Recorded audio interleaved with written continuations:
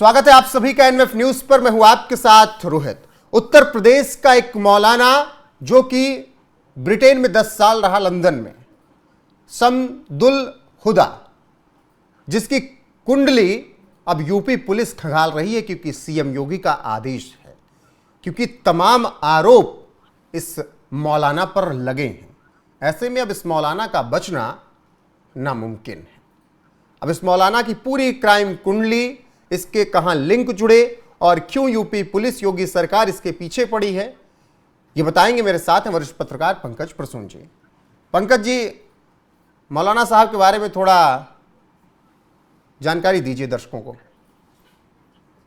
इस आदमी पे आरोप ये है कि ये ब्रिटिश की नागरिकता ली, इसने पाकिस्तान की यात्रा की, सऊदी, पाकिस्तान, अफ्रीका, इन सब में इसने एक नेटवर्क फैलाया मदरसों का।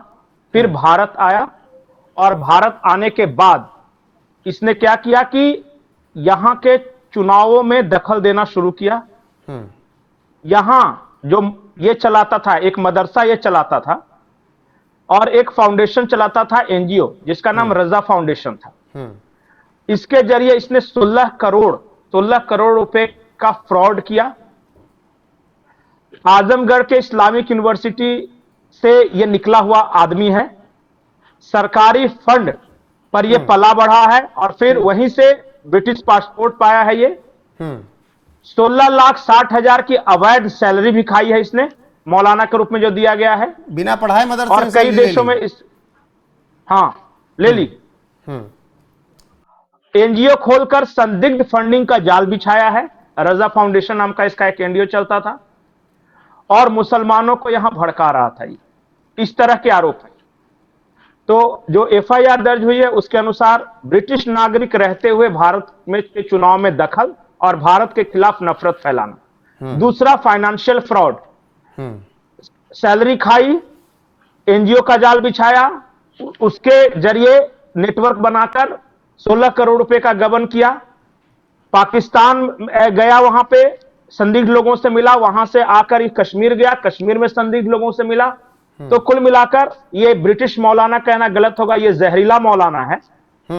और ये उसी तरह है जैसे झिंगुर बाबा हो गए या एक जाकिर नाइक हो गया, उसी की बिरादरी का ये मौलाना है। ओवरऑल देखे तो शक्ल से ये खतरनाक लगता है। और मैं बार बार ये बोल रहा हूं कि ये इसकी तकरीरें जो थी और इसके जो कॉन्टेक्स्ट थे वो भारत विरोधी लोगों के साथ थे। और ये आदमी यूपी के संत कबीर नगर में इसके खिलाफ ये शिकायत दर्ज हुई है, क्योंकि इसका जो एक मदरसा था वहीं पे हुआ चलता था। और फिर पुलिस इसको ढूंढ रही। जब पुलिस को ये सारी बातें पता चली तो पुलिस ने दबिश दी और ये अभी कहां है फिलहाल किसी को नहीं पता, ये गायब है।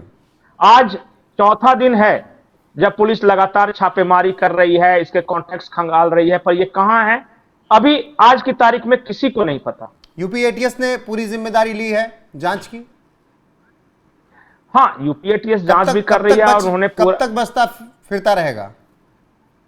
देखिए भाई साहब, मैं दो बात जानता हूं, या तो मौलाना अरेस्ट होगा वरना मौलाना साध होगा। ये एक आपको याद होगा मौलाना साध हुआ करते थे, आज तक पता नहीं चला कि मौलाना साध कहां है, किधर है। ना उनको किसी देश में देखा गया, न उनको कभी भारत में देखा गया। पंकज जी, मौलाना साहब तो ऐसे गायब हुए। इसमें कितनी सच्चाई है? एक जानकारी है कि 5 अगस्त 2019 को कश्मीर से 370 हटाए जाने के बाद से पाकिस्तानी संगठन दावते इस्लामी कई देशों में कश्मीर की आजादी के नाम पर जलसे करता रहा। साउथ अफ्रीका में भी इसी मकसद के साथ बैठक हुई। इस बैठक में यह मौलाना हुदा भी शामिल था। बिल्कुल, और इसने तकरीर बाकायदा की और 370 हटाए जाने का विरोध किया। कहां पर जाकर? तो पाकिस्तान में। भारत में रह रहे हैं आप, यहां के लोगों के बीच तकरीर कर रहे हैं। पाकिस्तान में गया और वहां पे इसने तकरीर की है 370 के खिलाफ। और कहा यह जाता है कि इसका खुद का ये रेडिकलाइज जो किया है जिन लोगों को, उसका एक आतंकियों का जाल है जिसके जरिए कई तरह के अवैध कारोबार करता था। एक अनुमान के मुताबिक इसकी संपत्ति सैकड़ों करोड़ होगी। ये फंड भी इकट्ठा करता था लंदन में, ब्रिटेन में अलग अलग, और फिर पश्चिमी यूपी में या पूर्वांचल के मदरसों में पैसा भेजता था। और ये कहां और किस नाम पे फंड इकट्ठा करता था मैं बताऊं। सऊदी जी। में गया जाता था, तो भारत में इस्लाम के प्रचार के नाम पे इसने काफी फंड इकट्ठे किए। हम्म। फिर उसके बाद ये ब्रिटेन में वो इस्लाम जो मुसलमान थे वहां कश्मीरी जिहाद के नाम पे, कश्मीर में जिहाद के नाम पे इसने फंड इकट्ठे किए। पाकिस्तान में भी जाकर कि हम भारत के मुसलमान हैं, कश्मीर में जिहाद करने के लिए लोगों को भेज रहा, उस नाम पे इसने चंदा वसूल किया। सोचिए कि साउथ अफ्रीका तरफ बोको हरम एक संगठन है, आतंकी संगठन है, वहां तक इसका जाल फैला हुआ था और इसके रिश्ते थे। हम्म। सोचिए कितना खतरनाक है। यूपी के संत कबीर नगर में आया, जाहिल आदमी, कुछ पढ़ा नहीं, सरकारी पैसों से पला, सरकारी पैसों से पढ़ा, सरकारी पैसों से पासपोर्ट बनाया, उसके बाद ब्रिटेन गया और वहां से ये सब सारा फर्जीवाड़ा किया और पूरा पैसे वैसे लेके फिर यहां आया और यहां ये काम कर रहा था। अब ऐसे ऐसे मौलानाओं पर, ऐसे जो देश विरोधी गतिविधियों में शामिल है, अगर इन पर एक्शन शुरू हो जाता है योगी सरकार का, फिर चीखने चिल्लाने लगते हैं चिल्लाने दीजिए। कि लोग हाय हाय इसलिए चिल्लाते मुसलमानों हैं को मार कि दिया। ये मुसलमान नहीं है, मैं बार बार ये बोलता हूं, ये ठग है, ये फ्रॉड है। अच्छा बताइए, इसने एनजीओ बनाकर, जो रजा फाउंडेशन बनाकर, इसने जो पैसे वसूले लोगों से, वो किसके पैसे थे? क्या किसी हिंदू के पैसे लेके भागा ये? या फ्रॉड किसके साथ किया? लेकिन इस एनजीओ तरीके से बनाकर हराम का इस खाना सारे। तो वो गैर इस्लामिक है ना। अरे मैं इसलिए तो बोल रहा हूं कि मुसलमान नहीं होते ये सब लोग, हम्म। फ्रॉड होते हैं ये आम गरीब मुसलमानों से इसने पैसे वसूले और लेके भागा है, और जो भी फ्रॉड किया है, ये किसी हिंदू को ठग के थोड़ी ना भागा है, ये आम मुसलमानों को ठग के भागा है, अलग अलग नाम पे। और मौलाना तो ब्रिटिश पासपोर्ट, और मेरा दुनिया भर में एनजीओ है, तो इससे संबंध उससे संबंध कहकर इसने चंदा वसूला। यहां बाकी और कोई 16 जानकारी करोड़ है? रुपए मामूली रकम नहीं है। बाकी इसके बारे में और कोई जानकारी पंकज जी अभी तक निकल कर आई है? इसके बारे में सिर्फ एक ही है कि ये भारत हाफिज सईद है। इसका एक लाइन में मैं बता दूं, जिस तरह पाकिस्तान में कट्टरपंथियों के बीच हाफिज साहब की इज्जत है ना, वहां साहब बोलते हैं, वहां मेरे लैंग्वेज नहीं है, पाकिस्तान में जो हाफिज सईद की इज्जत है, और सबके बीच नहीं, लेकिन वहां कट्टरपंथी मौलानाओं के बीच और आर्मी वालों के, यहां पे जो मुसलमानों की बिरादरी में आप जाइएगा तो कुछ ऐसे मौलाना हैं जो इसकी इज्जत करते हैं, इसलिए इसको भारत का हाफिज सईद कहा जा रहा है। अच्छा पंकज जी, लंदन में पिछले कुछ वक्त में हमने देखे हालात क्या रहे, कैसे रहे, किस तरीके से वहां पर अवैध तरीके से जो लोग पहुंचे, नागरिकता भी ले ली और फिर लंदन को कैद कर लिया। क्या उन सब गतिविधियों में भी ये शामिल रहता रहा होगा? लंदन को भी दहलाने में कोशिश रहती रही होगी इसकी? नहीं, इसकी कई तकरीरें हैं वहां पे, इसके वहां कई भाषण हैं जिसमें ये कह रहा है कि हमें ब्रिटेन में इस्लाम का परचम लहराना, और ये ब्रिटिश है, ये उनको हमें इस्लाम के अंडर लाना है। ये कमीशन खोरी में भी शामिल था वहां पे, ये मनी लॉन्ड्रिंग में शामिल है। ये सोचिए कि ये यूपी के मदरसा शिक्षा परिषद से ये वेतन ले रहा था। जरा सोचिए, जो अल्पसंख्यक आयोग के हैं कोई वहां पे अफसर, उन्होंने ये शिकायत दर्ज कराई है, किसी आम आदमी ने शिकायत दर्ज नहीं कराई। ठीक है पंकज जी।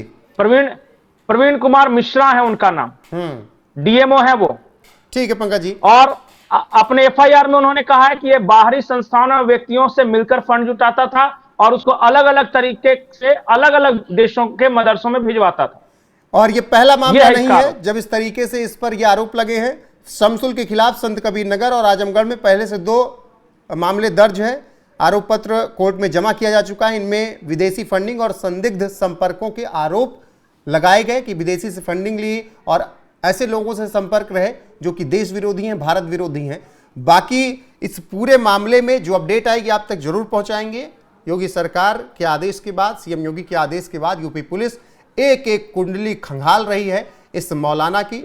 अमिताभ यश ने इनके बारे में पूरा आखिर में जाते जाते उन्होंने भी हम Uttar Pradesh ADGP law and order Amitabh Yash का बयान सुना देते हैं। उन्होंने विस्तार से इस मामले में जानकारी दी है। बाकी कोई अपडेट आएगी तो आप तक जरूर पहुंचाएंगे। बने रहिए हमारे साथ। नमस्कार।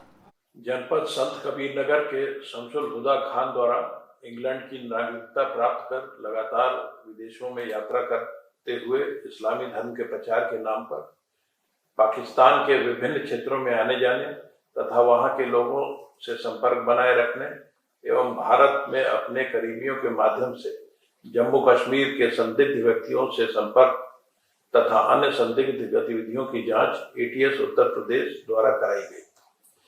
जांच के दौरान ज्ञात हुआ कि शमसुल हुदा खान दिनांक 12/7/84 को सहायक अध्यापक आलिया मदरसा दारुल उलूम अहले सुन्नत मदरसा अशरफिया मुबारकपुर आजमगढ़ के पद पर नियुक्त हुआ। वर्ष 2007-8 से ही ब्रिटेन में सामान्यतः अधिवास कर रहा था। दिनांक 19/12/2013 को इनके द्वारा स्वेच्छा से ब्रिटिश नागरिकता को प्राप्त किया गया। वर्ष 2007 से 2017 तक बिना इनकी सेवा पुस्तिका की जांच किए इनको प्रतिवर्ष वेतन वृद्धि प्रदान की गई और दिनांक 1/8/2017 से स्वैच्छिक सेवानिवृत्ति प्रदान करते हुए विधिवत पेंशन भी स्वीकृत कर दी गई, जो कि पूर्णतया अनियमित है। इसके अतिरिक्त शमसुल हुदा खान के मदरसे में नौकरी करते हुए बार बार विदेश जाने, विदेशों से फंड एकत्रित किए जाने, उनको विभिन्न माध्यमों से मदरसों तक भिजवाना और उसमें अपना कमीशन लेने की तथ्य प्रकाश में आया। एटीएस की जांच रिपोर्ट के आधार पर जिला अल्पसंख्यक कल्याण अधिकारी जनपद संत कबीरनगर द्वारा शमसुल हुदा खान के विरुद्ध दिनांक 2/11/25 को कोतवाली खलीलाबाद जनपद संत कबीरनगर में मुकदमा पंजीकृत कराया गया है। इसकी विवेचना प्रचलित है, मदरसे को सील कर दिया गया है। इसके पूर्व भी शमसुल हुदा के विरुद्ध 2 अन्य अभियोग जनपद संत कबीरनगर एवं आजमगढ़ में पंजीकृत हैं, जिनमें आरोप पत्र प्रेषित किया जा चुका है।